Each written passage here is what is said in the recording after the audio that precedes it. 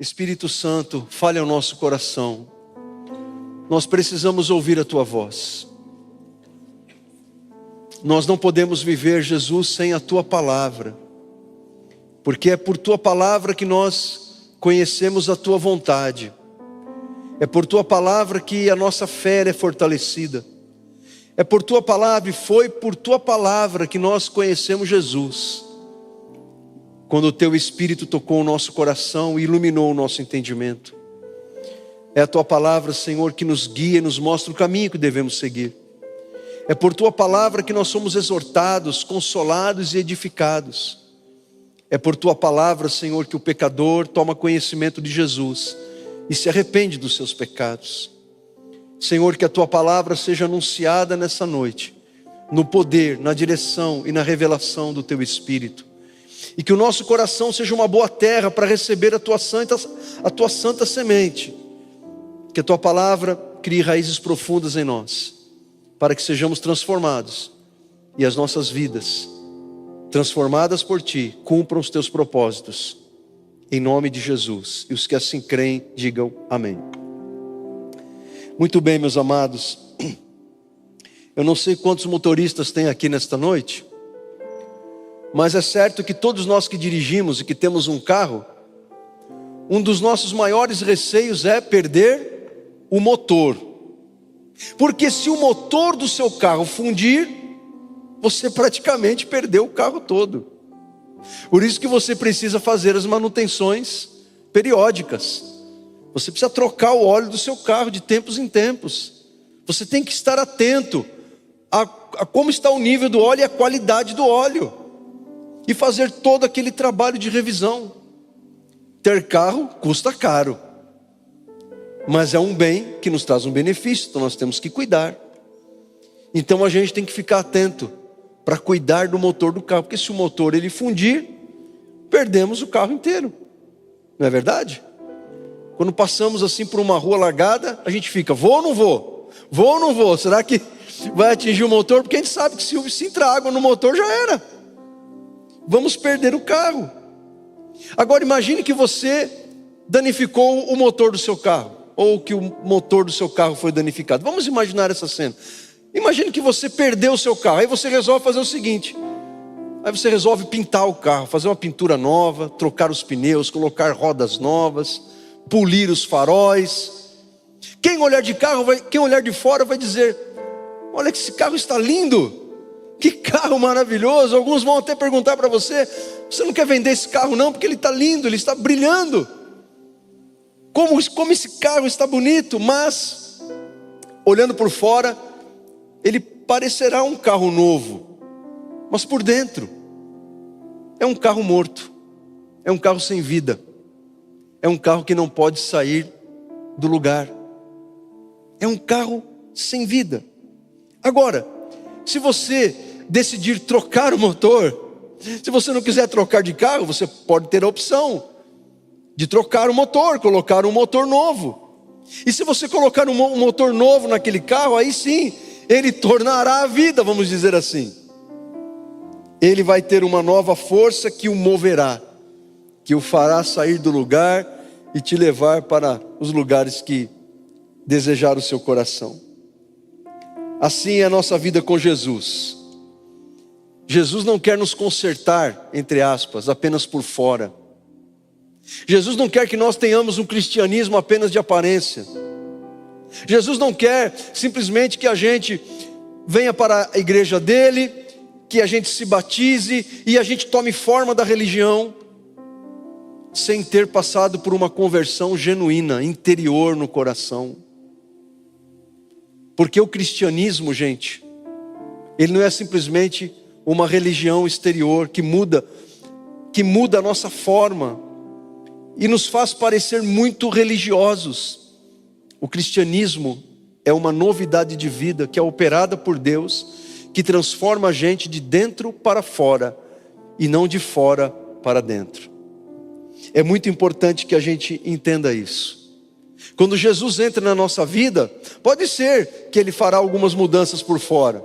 Pode ser que nos tornaremos pessoas mais recatadas, pessoas que vão cuidar melhor da nossa aparência física em todos os aspectos, sejam sobre saúde ou sobre questões morais. Pode ser que por fora haja algumas mudanças em nós, mas principalmente o Senhor, Ele nos dará uma nova vida interior. A mudança que Jesus faz em nós é uma mudança de dentro para fora, e essa mudança começa por dentro. Ele muda primeiro o nosso coração, Ele nos dá um motor novo, uma vida nova. O motor da nossa alma, o nosso eu, é então substituído por Jesus vivendo em nós. É a gente deixando o trono do nosso coração e deixando Jesus assumir o controle da nossa vida. Isso é o Evangelho. E é isso que o apóstolo Paulo, ele vai dizer aos Gálatas, no capítulo 2, versículo 20. Ele diz assim: fui crucificado com Cristo. Assim, já não sou eu quem vive, mas Cristo vive em mim. A vida que agora vivo no corpo, vivo-a pela fé no Filho de Deus, que me amou e se entregou por mim. Então, o que Paulo está dizendo, ele está falando a respeito de uma vida nova, de uma novidade de vida em Jesus, da qual nós desfrutamos primeiro de uma nova identidade, e então de uma nova presença, e então de uma nova motivação, aquilo que nos move, aquilo que nos faz acordar todos os dias e tocar a nossa vida. E é sobre isso que eu quero convidar você a fazer nesta noite, a refletir, a pensar e a absorver aquilo que o Espírito Santo nos comunica através da pena de Paulo em Gálatas capítulo 2, versículo 20. Então, em primeiro lugar, a palavra de Deus nos mostra que em Jesus nós temos uma nova identidade. É isso que Paulo quer dizer quando ele escreveu: eu fui crucificado com Cristo, porque nós estamos ligados a Jesus, estamos unidos espiritualmente com Ele. Quando Jesus ele morreu, quando ele foi crucificado na cruz, Jesus, ele levou sobre si os nossos pecados, ele levou sobre si as nossas maldições, e ele morreu naquela cruz. Ele morreu como homem, tomando o nosso lugar. Então a Bíblia vai nos ensinar, o Novo Testamento vai nos ensinar, que nós que cremos em Jesus, estamos unidos com Jesus na sua morte. No seguinte sentido, de que assim como Cristo morreu, levando sobre ele os nossos pecados, porque agora nos convertemos e estamos unidos espiritualmente com Ele, nós também devemos morrer para o mundo, e nós também devemos morrer para o pecado. Devemos, assim como Jesus foi crucificado e morreu, nós também estamos crucificados com Ele. O velho eu, o nosso ego, que dominava a nossa alma, o nosso ego que dominava as nossas decisões, os nossos impulsos, os nossos desejos. Agora este ego, este eu, antes dominado pelo pecado, pelo egoísmo, pelo orgulho, agora ele foi crucificado com Jesus. Se o seu eu não está crucificado com Jesus, então você precisa ainda nascer de novo. Se o seu eu, se o seu ego não está crucificado com Cristo, então eu preciso te dar essa notícia: o seu batismo, se você foi batizado, foi um mero banho de água. A sua vinda à igreja é apenas uma vida religiosa exterior. Por isso que Jesus disse para Nicodemos: Nicodemos, você precisa nascer de novo, se você quiser entrar no reino dos céus. Nicodemos era um fariseu, ele conhecia todo o Antigo Testamento, de cor e salteado, de trás para frente. Nicodemos era um homem mega power blaster, mega religioso, dava o dízimo de tudo, cantava os hinos, os salmos na sinagoga, não saía da sinagoga. E Nicodemos não conhecia Deus, era um homem religioso, mas não conhecia o Senhor. Então, quando Paulo diz, fui crucificado com Cristo, ele está dizendo, o meu eu está na cruz com Jesus. Isso significa que não vivemos mais com base na velha natureza. Aquela natureza que nós herdamos de Adão, a natureza pecaminosa com a qual nós nascemos. Todos nós quando nascemos, nós nascemos com um defeito de fábrica. E esse defeito de fábrica vem de Adão. Esse defeito de fábrica é um defeito espiritual, ou seja, nascemos espiritualmente mortos, separados do nosso Criador por causa da natureza do pecado. E nós éramos dirigidos por essa natureza, éramos guiados por essa natureza. Os nossos valores, os nossos princípios, o nosso conjunto de valores era regido por essa natureza pecaminosa. Mas quando Jesus entrou na nossa vida, Ele nos deu uma nova identidade. Uma identidade parecida com a de Jesus. Porque aquela velha natureza, aquele velho eu, aquele velho ego, está crucificado com Jesus. Então, meus queridos, somos convidados por Deus a negar o nosso ego diariamente. Negue o seu ego diariamente. Sabe por quê? Porque o seu eu, embora esteja crucificado na cruz, muitas vezes ele quer descer de lá. O teu eu quer descer da cruz. Quando você se sente injustiçado, quando você se sente o seu coração magoado por alguém, quando alguém te entristece, quando alguém fala mal de você, quando alguém faz uma fofoca de você, o seu ego quer descer da cruz.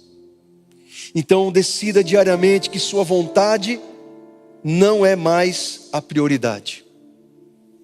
A sua vontade não é mais a prioridade. A prioridade é a vontade de Deus. Se você realmente está crucificado com Cristo, você levará em consideração em tudo que você faz, em todas as decisões que você toma, em todos os seus relacionamentos. Esteja você diante das pessoas ou diante da sua privacidade, quando nenhum olho te vê, apenas os olhos do Senhor. Se você está crucificado com Cristo, você levará em consideração primeiro a vontade de Deus e não a sua vontade. Então reaja como alguém crucificado. Como reage alguém crucificado? Quando você for ofendido, traído ou provocado, lembre-se de que o velho eu está morto. Eu não estou dizendo que você não deve buscar os seus direitos. Eu não estou dizendo que você tem que ser um bobo a ponto de deixar as pessoas passarem por cima de você. Eu não estou dizendo que você deve permitir que as pessoas abusem de você e usem você. Não é isso que eu estou dizendo. Eu estou dizendo que você deve lidar com essas situações com as armas da luz, e não com as armas da carne, não com as armas do diabo, mas com as armas de Deus. Então lembre-se que o seu velho eu está morto. Não alimente mágoa. Não vença o mal com o mal, mas vença o mal com o bem. E pare de se auto-justificar. Quem está crucificado com Cristo não precisa provar nada para o mundo. Não precisa provar nada para ninguém, porque a sua identidade está segura nele. Quem está crucificado com Cristo não precisa satisfazer o seu ego, a sua alma, ou as necessidades afetivas da sua alma, recebendo muitos seguidores na sua rede social, recebendo muitos likes, se tornando uma pessoa famosa, se tornando uma pessoa conhecida. Por que será, irmãos, que os artistas, os atletas famosos, quando a fama vai embora, eles adoecem, eles entram em depressão, eles afogam as suas mágoas nas drogas, na bebida, na prostituição? Porque aprenderam de uma forma errada que as suas necessidades somente podem ser satisfeitas pelo aplauso e pelo elogio dos homens. Aquele que está crucificado com Jesus não precisa provar nada para ninguém, para o mundo que está à nossa volta. Isso até nas nossas relações familiares, irmãos. Eu conheço adultos que estão até hoje ainda na fase adulta da vida, porque teve ali uma relação complicada com os pais.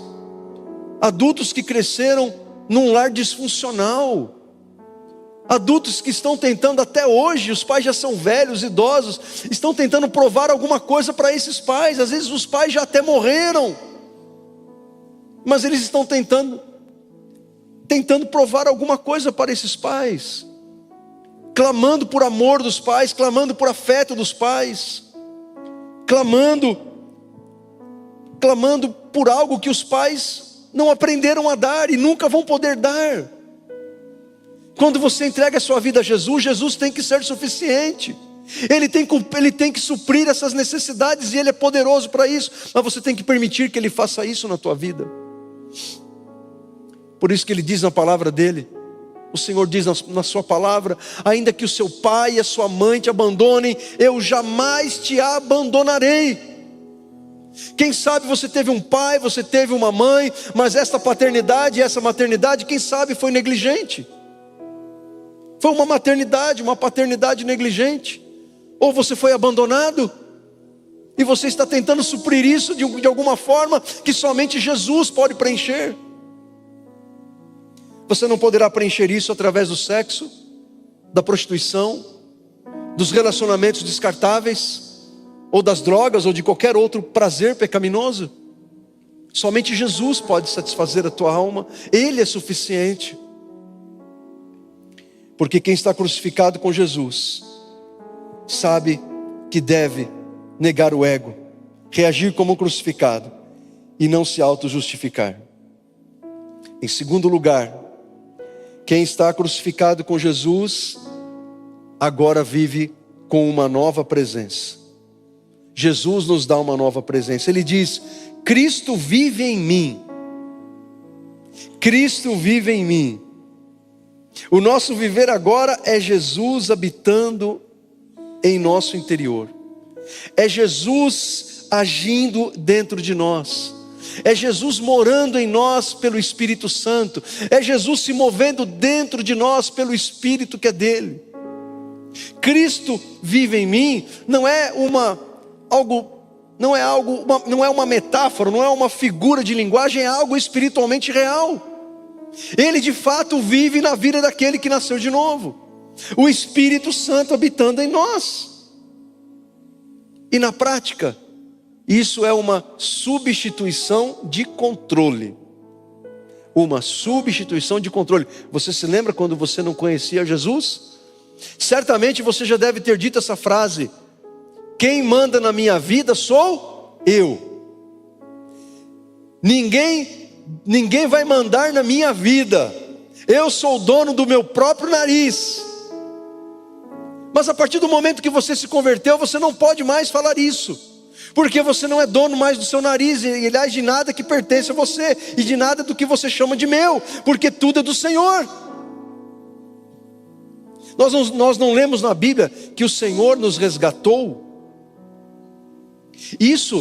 Essa expressão, o Senhor nos resgatou, tem um significado legal, espiritual e legal.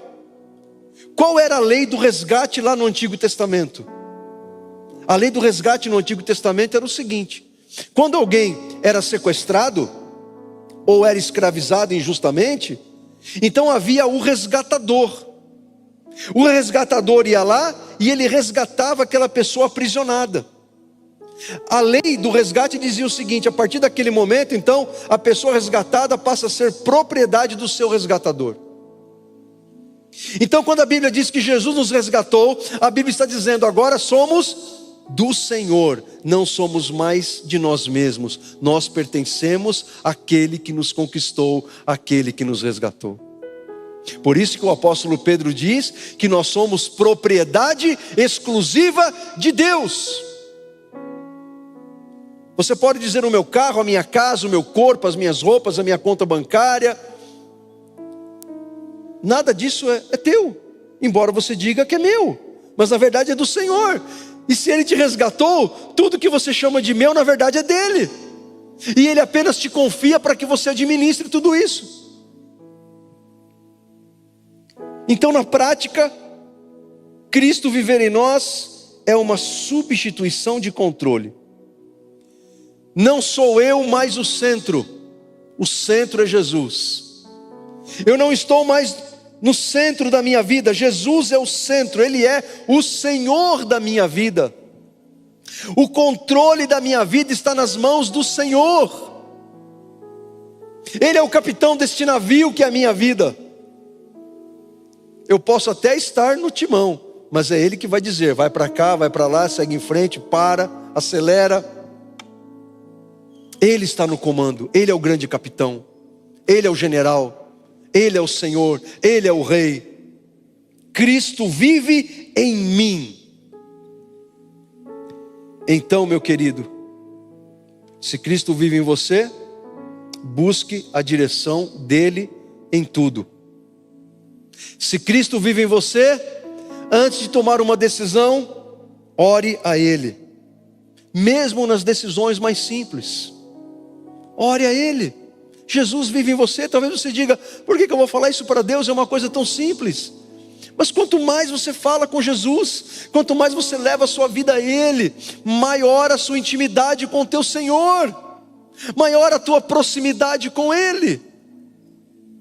Se Cristo vive em você, então espelhe o caráter de Cristo, transmita o caráter de Jesus nos seus comportamentos, nas suas palavras, nos seus relacionamentos.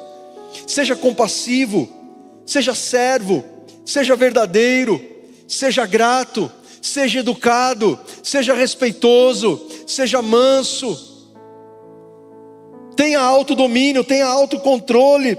Os aspectos do fruto do Espírito descritos por Paulo nessa mesma carta, no capítulo 5, versículos 22 e 23.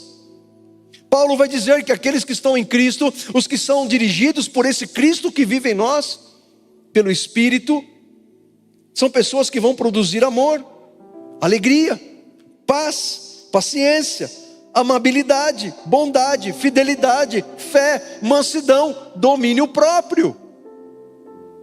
Porque Cristo vive em nós. Verdadeiramente, Jesus habita em nós. Na antiga aliança, o templo, que primeiramente era um tabernáculo, era uma tenda feita por Moisés, de acordo com as orientações de Deus, aquele lugar, aqueles compartimentos, eram um lugar da habitação de Deus, representavam a habitação de Deus, a habitação do Senhor. Havia o átrio, onde os preparativos dos sacrifícios eram realizados, então ali havia o tanque de bronze, os sacerdotes faziam as suas purificações ali, aí tinha a tenda, e a tenda tinha 2 compartimentos. O primeiro era o santo lugar, onde havia o candelabro, onde havia a mesa dos pães da proposição e o incensário. Tudo isso tinha um símbolo, tinha um significado que apontavam para Jesus e a relação de Deus com Israel. O candelabro, a luz do Senhor que iluminava os caminhos do seu povo. O incensário, as orações do povo de Israel que chegavam até Deus. E os pães que deveriam ser trocados todos os dias, representavam a provisão de Deus para o seu povo. E aí tinha um compartimento mais adiante, e esses 2 compartimentos, o santo lugar e o santíssimo lugar, eram separados por um véu. E atrás desse véu, no santíssimo lugar, estava a arca da aliança. Dentro da arca, as tábuas que Moisés havia recebido no Sinai, dos 10 mandamentos. E ali o sumo sacerdote, apenas ele, uma vez por ano, ele entrava naquele lugar chamado Santíssimo Lugar, e ele aspergia o sangue do cordeiro sacrificado por toda a nação de Israel, no grande dia nacional da expiação, e sobre a tampa da arca da aliança, o propiciatório, ele aspergia o sangue daquele animal. Aquele cordeiro morto era um sinal profético, um anúncio profético de Jesus, o Cordeiro de Deus que tira o pecado do mundo, do sacrifício que Jesus faria por nós na cruz, uma vez por todas. E então naquele lugar, muitas vezes a glória de Deus vinha sobre aquele lugar. Muitas vezes a glória de Deus vinha sobre aquele templo, num sinal, numa imagem de uma nuvem. E o povo de Israel então se enchia do temor do Senhor. Só que agora em Cristo, O templo que Deus habita somos nós. E o teu coração, o teu espírito, o seu homem interior, é como se fosse aquele lugar onde estava a Arca da Aliança. Porque é no nosso espírito que o Espírito Santo vem habitar. É no nosso espírito que Deus manifesta a glória dEle. É no nosso coração que Ele vem fazer morada. E assim como havia o incensário, a luz do Senhor brilha em nossa vida todos os dias. Assim como havia o candelabro com as velas, né? A luz do Senhor brilha sobre nós. Assim como havia o incensário, Ele ouve as nossas orações todos os dias. E assim como havia os pães da proposição, Ele é o pão da vida, que nos alimenta espiritualmente todos os dias. Espiritualmente e materialmente, porque Ele supre todas as nossas necessidades. O Santíssimo Lugar está agora dentro de nós. Deve existir em nós um lugar santo, um santuário interno dentro de nós, dentro do nosso coração, onde Cristo vive, onde Ele quer habitar. E é por isso que a palavra de Deus diz que nós individualmente somos o templo, a morada de Deus, o templo, a morada do Espírito Santo. É por isso que o apóstolo Tiago diz, o irmão do Senhor, que o Espírito Santo ele tem ciúmes de nós. O Espírito Santo não quer nos dividir com o mundo, com as coisas que desagradam o coração do Pai. É por isso que devemos santificar a nossa vida. Se Cristo habita em você, você precisa sempre avaliar as suas reações, os seus comportamentos, as motivações do seu coração. Você deve se perguntar o tempo todo: isso que estou fazendo, isso que estou falando, isso que estou pensando, isso que estou planejando, isso que estou arquitetando, isso reflete o caráter de Cristo em mim? Essa minha reação a este acontecimento, a forma como estou reagindo, reflete o caráter de Jesus em mim? Nós temos que nos perguntar constantemente, fazer este autoexame. E se encontrarmos algo de errado, devemos pedir perdão, e o Senhor nos perdoará, Ele nos purificará, Ele nos santificará, Ele nos levantará, e seguiremos com Jesus vivendo em nós. E em terceiro e último lugar, Jesus Ele também nos dá uma nova motivação. Paulo continua escrevendo: vivo pela fé no Filho de Deus, que me amou e se entregou por mim. Esta é a mensagem da ceia do Senhor que nós celebramos nessa noite. A mensagem é: Jesus, o Filho de Deus, Ele te amou e se entregou por você. E quando você pega o pão e o vinho, você é lembrado deste grande acontecimento, do momento mais importante da sua vida, quando você entregou a sua vida para Jesus, de modo que aquela obra da cruz operou em você uma transformação, um novo nascimento. Quando o Pai fez de você uma nova criatura, uma nova pessoa. E porque vivemos pela fé no Filho de Deus, porque vivemos pela fé em Jesus, e é esta fé em Jesus que nos faz acordar todos os dias pela manhã. É esta fé em Jesus que nos faz vencer as batalhas e enfrentar as batalhas diárias que nós enfrentamos. É esta fé em Jesus que nos faz olhar para o amanhã com esperança. É esta fé que nós temos no Filho de Deus, Jesus, o nosso Salvador, que não nos faz desistir. Quando enfrentamos uma luta no casamento, ou quando enfrentamos lutas com os filhos, ou quando enfrentamos frustrações em nossos relacionamentos, quando enfrentamos batalhas no trabalho, quando estamos sem direção, sem saber para onde ir em determinada situação. É esta fé no Filho de Deus que nos faz viver. Vivo pela fé no Filho de Deus, que me amou.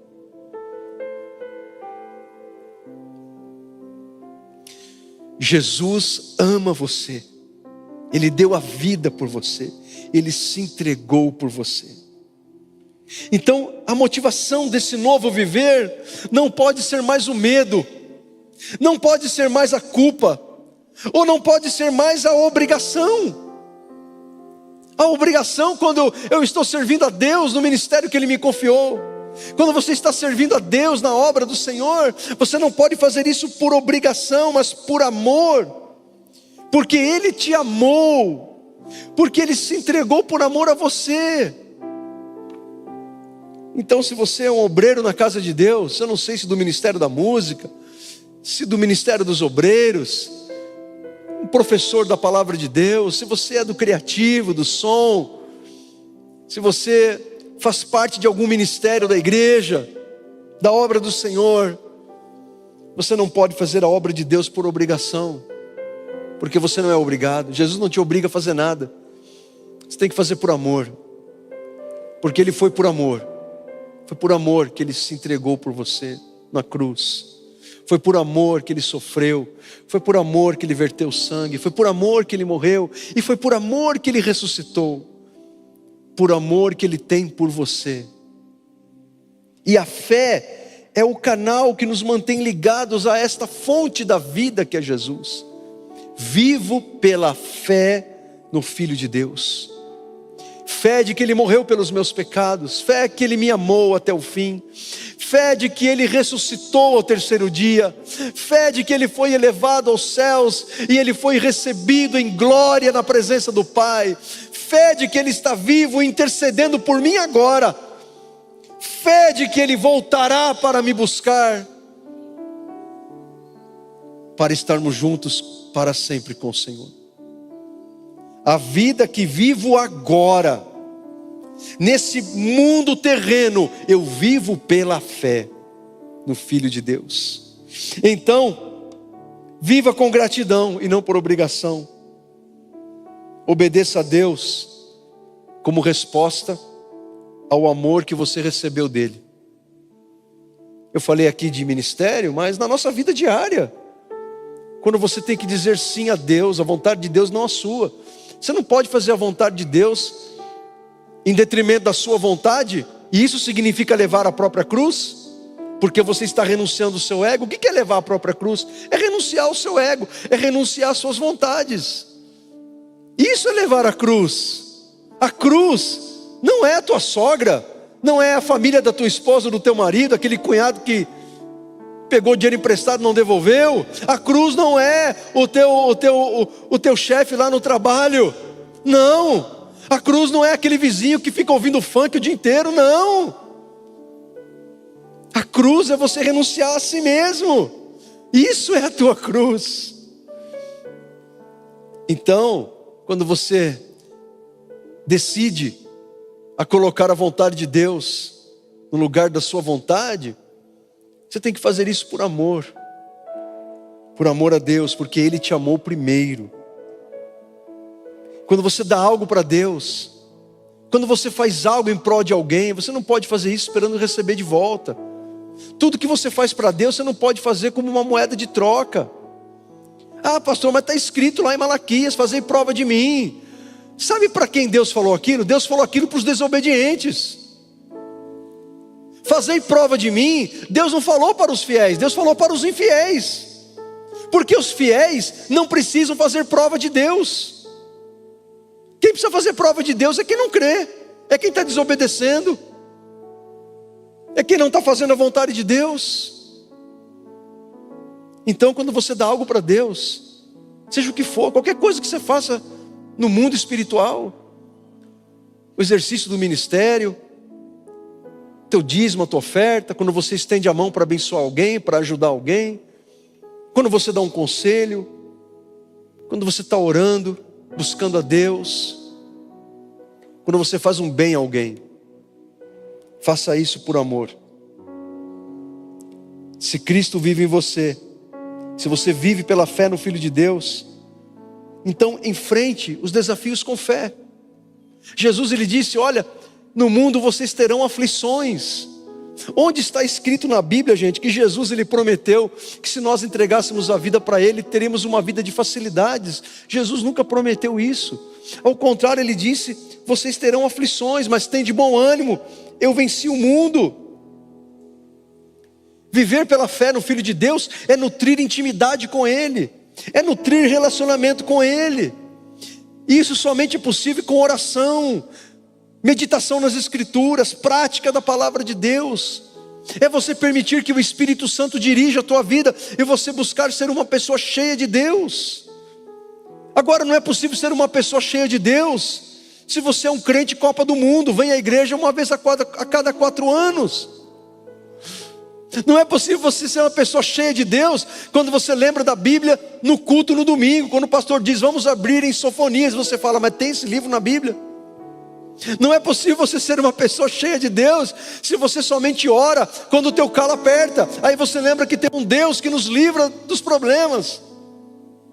Você somente pode ser uma pessoa que vive pela fé de verdade se você falar com Deus todos os dias, meditar nas Escrituras todos os dias, permitir-se ser guiado pelo Espírito todos os dias, viver a vida comunitária da igreja com frequência e ter comprometimento com essa vida.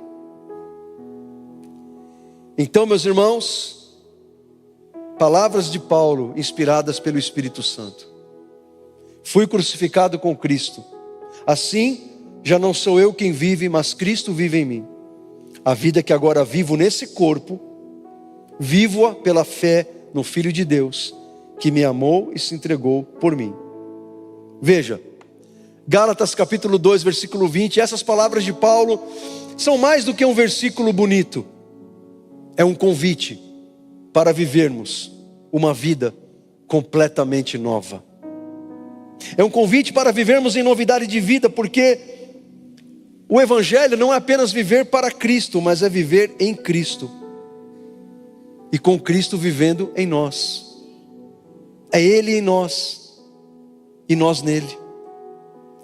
Porque o velho eu ficou na cruz. O ego, o nosso eu, deve estar crucificado com Jesus. E agora vivemos pela fé no Filho de Deus, em Jesus o nosso Salvador, que nos amou e se entregou por nós na cruz. Então, Jesus ele nos oferece uma nova vida que nos confere uma nova identidade, uma nova presença e uma nova motivação. Você está vivendo esta vida?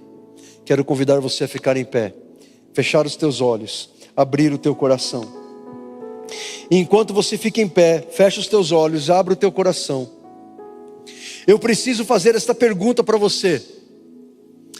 A pergunta é esta: você ainda está tentando viver com o velho homem no comando? O velho eu? O seu velho eu está no comando, ou Jesus está no comando da sua vida? É a velha natureza que está no comando das suas decisões, dos seus relacionamentos, ou é o Espírito Santo do Senhor que vive em você? Então que você morra para o velho homem, que você morra para o velho João, para a velha Maria, para o velho Carlos, para o velho Luiz, para a velha Joana, para o velho Marcelo. Que nós morramos, que o nosso velho homem esteja morto, crucificado com Cristo, e que ressuscite, que renasça uma nova pessoa em Cristo. Amém ou não amém? Porque esta é a vida que Deus preparou para nós em Jesus. Queria que você fechasse os teus olhos e abrisse o teu coração. Quantos aqui nesta noite precisam dizer para Deus: Senhor, eu preciso que algumas partes da minha vida, ou que toda a minha vida morra e esteja crucificada contigo na cruz. Então que você diga isso para Deus, que você confesse os teus pecados a Ele, ou algumas coisas que precisam ser corrigidas na sua vida. E você fará isso aí no lugar onde você está. Fale com Deus nessa hora. Abra o teu coração para Jesus. Diga para o Senhor: Senhor, me ajuda a crucificar o meu velho eu, a crucificar o meu velho homem, para que a tua vida se manifeste em mim, Senhor. que o meu velho homem morra e que a tua vida seja real em minha vida, Senhor. Em nome de Jesus, em nome de Jesus. Eu queria que você agora falasse com Deus onde você está. Fale com o Senhor. Ele está te ouvindo. Ele está te ouvindo, Ele está aqui. A presença do Espírito está neste lugar. O Senhor está mudando corações nessa noite. O Senhor está transformando vidas. O Senhor está perdoando pecados. O Senhor está fazendo algo novo nessa noite. O Senhor está fazendo algo novo. O Espírito Santo está operando transformação nesse momento.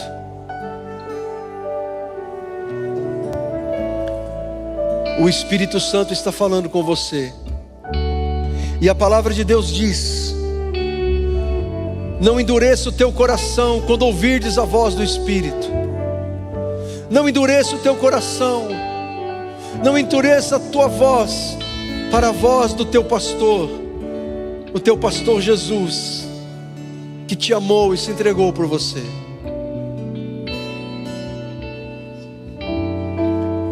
O Espírito Santo está agindo nesse lugar. Ele está tocando mentes, vidas, corações. Ele está aqui nesse lugar. Vamos adorá-lo, vamos glorificá-lo de todo o nosso coração. E que você permita que esta palavra, que é a palavra de Deus, transforme a tua vida, transforme o teu coração. Opere transformação de Deus na sua vida, em nome de Jesus.